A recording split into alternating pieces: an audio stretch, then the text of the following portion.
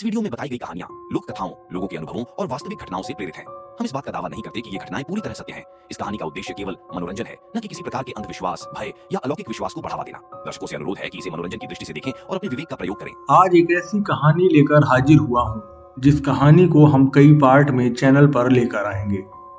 तो इसी कहानी का आनंद लेने के लिए आप अपने कमरे की लाइट ऑफ कर दीजिए और अपने कानों में हेडफोन लगाकर असली डर का अनुभव कीजिए हमारे साथ। ये कहानी का पहला पार्ट होगा और भी पार्ट इसी चैनल पर अपलोड कर दिए जाएंगे। रात के लगभग 11 बज रहे थे और दिल्ली की ठंडी हवा में अजीब सी नमी घुली हुई थी। कहते हैं कि ऐसे मौसम में संजय वन अपनी असली शक्ल दिखाता है, पर आज तक किसी ने उसकी असली आंखों में आंखें डालने की हिम्मत नहीं की थी। लेकिन उस रात 3 दोस्तों ने एक ऐसी गलती कर दी जिसका एहसास उन्हें रात के आखिर तक नहीं होगा। अंकित, समीर और विशाल नाम के 3 अच्छे दोस्त थे। तीनों दिल्ली यूनिवर्सिटी के अच्छे स्टूडेंट थे और वे उन दिनों एक डॉक्यूमेंट्री बना रहे थे संजय वन पर, जिसका नाम था संजय वन की भूतिया कहानी। उनकी डॉक्यूमेंट्री का कॉलेज में एक बड़ा शोर था। कॉलेज की एक बड़ी असाइनमेंट बन चुकी थी।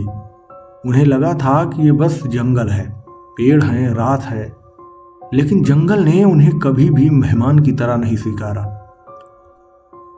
पहला मोड़ आता है कहानी में कि जैसे ही तीनों जंगल के अंदर घुसते हैं, सबसे पहले उन्हें सन्नाटा नहीं बल्कि थोड़ी थोड़ी दूरी पर किसी के कदमों की आवाज सुनाई देती है। पहले लगा शायद कोई जानवर होगा, पर आवाज एक अजीब लय में चल रही थी, जो टप टप की आवाज आ रही थी, जिससे मानो किसी को ठीक ठीक पता हो कि वे कहाँ हैं। समीर ने कैमरा ऑन किया। लगता है कोई ट्रैकर होगा, लेकिन अंकित का चेहरा अचानक पीला पड़ गया। उसने कहा, ट्रैकर के कदमों में इतनी ठंड क्यों होती है? हवा बिल्कुल नहीं चल रही थी, फिर भी तीनों को लगा मानो उनके कानों में किसी की धीमी सांसें फंस रही हों। थोड़ा और आगे बढ़ते ही विशाल ने पेड़ों के ऊपर हल्की सी सफेद रोशनी देखी, जैसे किसी ने टार्च हवा में घुमाई हो। तीनों उधर दौड़ते हैं, पर जैसे ही वो वहां पहुंचते हैं, रोशनी हवा में घुल गई थी और जमीन पर पड़े सूखे पत्ते ऐसे दबे थे जैसे अभी अभी कोई वहां पर खड़ा था। समीर ने कैमरा नीचे किया और कहा, किसी ने हमें देखा, पर दिखा क्यों नहीं? जंगल ने कोई जवाब नहीं दिया। बस वो रोशनी एक बार के लिए फिर चमकी और गायब हो गई। थोड़ी दूर एक बड़ा नीम का पेड़ खड़ा था। अंकित ने जैसे ही उस पर कैमरा फोकस किया, उसके होंठ खुद ब खुद कांपने लगे। पेड़ पर एक सफेद साड़ी फटी हुई टंगी थी और वो हवा में लहरा रही थी, ऐसे जैसे किसी ने उसे जोर से खींचकर फाड़ दिया हो। और साड़ी देर देर तक हवा में हिलती हुई लग रही थी, लेकिन हवा तो वहां पर बिल्कुल चल ही नहीं रही थी।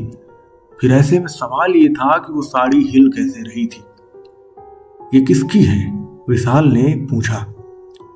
सवाल हवा में रह गया, क्योंकि उसी समय पेड़ के पीछे से एक सूखी उंगली बाहर आई, मानो किसी ने साड़ी पकड़ने की कोशिश की हो। लेकिन जैसे ही तीनों पीछे हटे, उन्होंने पेड़ की दूसरी तरफ किसी के सफेद कपड़े को हिलते देखा। वो कोई औरत लग रही थी। अंकित की आवाज कांप गई। औरत धीरे धीरे पेड़ों के बीच चल रही थी, पर उसके कदम जमीन को छू भी नहीं रहे थे। वह हवा में तैरते हुई आगे बढ़ रही थी और उसके पैरों की जगह धुआं उठ रहा था। उन्होंने सोचा कोई योगा करने वाला होगा, या हो सकता है कोई मानसिक बीमार रोगी हो, पर फिर उन्होंने उसका चेहरा देखा। जहां चेहरा होना चाहिए था, वहां सिर्फ गहरी काली खाली जगह थी, जैसे किसी ने पूरा चेहरा मिटा दिया हो। समीर के हाथ से कैमरा गिर गया। औरत को देखते ही जंगल में फुसफुसाहट शुरू हो गई, ऐसे जैसे 100 लोगों की आवाजें एक साथ हवा में फटी हों। मत जाओ, वापस मुड़ जाओ, वो तुम्हें देख रही है, वो भूखी है, ऐसी आवाजें आने लगी। उन्होंने आसपास देखा पर वहां पर कोई भी मौजूद नहीं था। फिर भी हर आवाज उन तीनों के बिल्कुल कान के पास ही सुनाई दे रही थी। तीनों घबरा कर तेजी से आगे बढ़ते हैं।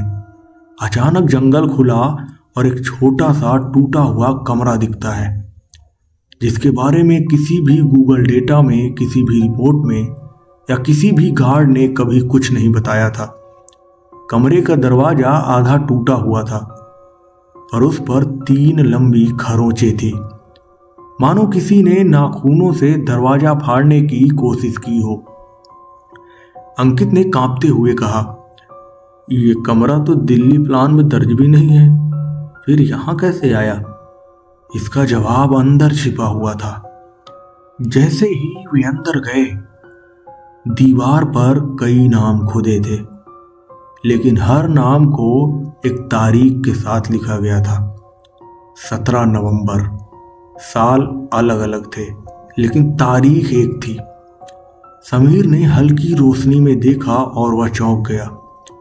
आखिरी नाम था विशाल का, 17 नवंबर 2003। वह तो आज की तारीख थी और विशाल वहीं उनके सामने खड़ा था। कमरा अचानक बहुत ठंडा हो गया। जैसे ही तीनों बाहर निकलने लगे, दरवाजा धड़ाम से बंद हो गया।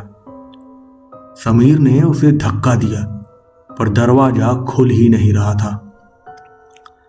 अंकित ने खिड़की से निकलने की कोशिश की, लेकिन खिड़की भी खुद ब खुद बंद हो गई थी। जंगल की सारी फुसफुसाहट एक साथ चीखने लगी, मानो ऐसा माहौल बन गया था जिसकी उन्होंने पहले कभी कल्पना भी नहीं की थी। अब वो एक ऐसे सन्नाटे के बीच फंस चुके थे कि उन्हें कुछ भी समझ नहीं आ रहा था। आज तुम्हारी तारीख है, किसी एक को तो रहना पड़ेगा, ऐसी आवाज आई वहां से। तीनों ने पीछे मुड़कर देखा और पीछे वही सफेद साड़ी वाली औरत कमरे के अंदर खड़ी थी। उसके चेहरे पर अब भी कुछ नहीं था, सिर्फ खाली काला खालीपन था, और उसके पैरों के नीचे जमीन पर विशाल का नाम धुंधली रोशनी में खुद ब खुद चमकने लगा। वह औरत अब उसकी ओर बढ़ रही थी, हवा में तैरते हुए, बिना किसी आवाज के, बिना किसी चेहरे के। सूरज की रोशनी जैसे सफेदी में डूबी हुई हो। अचानक कमरे की दीवार पर शब्द उभरे, जैसे किसी ने खून से लिख दिया हो, हर 17 नवंबर 1 को जंगल को लौटाना ही पड़ता है। ऐसा शब्द लिखा था वहां पर। समीर और अंकित ने विशाल को पकड़कर खींचा, लेकिन उसका शरीर भारी होता जा रहा था, जैसे जंगल उसे अपनी तरफ खींच रहा हो। एक ऐसी शक्ति उसको खींच रही थी कि उन दोनों का कोई भी जोर नहीं चल रहा था। औरत अब बस एक कदम दूर थी। अचानक कमरे में एक तेज चिल्लाहट गूंजी, कौन रहेगा उसकी जगह? और उसके बाद सब शांत हुआ। जंगल रुक गया, हवा रुक गई, यहां तक कि पत्तों का गिरना भी रुक गया। समीर और अंकित ने एक दूसरे को देखा। क्या वे विशाल को छोड़ सकते थे? जवाब था नहीं। लेकिन क्या कोई और तरीका था? अचानक अंकित बोला कि अगर हम इस कहानी को दुनिया तक पहुंचा दें तो क्या तुम हमें छोड़ दोगी? औरत ठहर गई और उसने अपना खाली चेहरा धीरे से उनकी ओर उठाया और कमरे में फिर एक ठंडी फुसफुसाहट गूंजी। कहानी बताना पर सच मत छुपाना, ऐसा कहना था उस औरत का। अगले ही पल दरवाजा खुद खुल गया, औरत गायब हो गई और कमरा खाली हो गया। लेकिन दीवार पर अचानक आखिरी लाइन खुद गई, अगर कहानी अधूरी रही तो अगला नंबर तुम्हारा होगा। तीनों भागते हुए जंगल से बाहर निकले। अगली सुबह उन्होंने अपने मोबाइल खोले। अंकित का कैमरा अपने आप ऑन था और उसमें रात भर की रिकॉर्डिंग चली और रिकॉर्डिंग के आखिरी 10 सेकंड में एक सफेद साया कैमरे के बिल्कुल सामने आया और बोला, कहानी अभी खत्म नहीं हुई है। ये कहानी थी संजय वन की और ये कहानी का पहला पार्ट था। अगले पार्ट को देखने के लिए कहानी में अभी बहुत सारे सस्पेंस बाकी हैं, बहुत सारे राज खुलने बाकी है। तो कहानी देखने के लिए चैनल को सब्सक्राइब जरूर कर लीजिएगा। मिलते हैं अगले पार्ट में।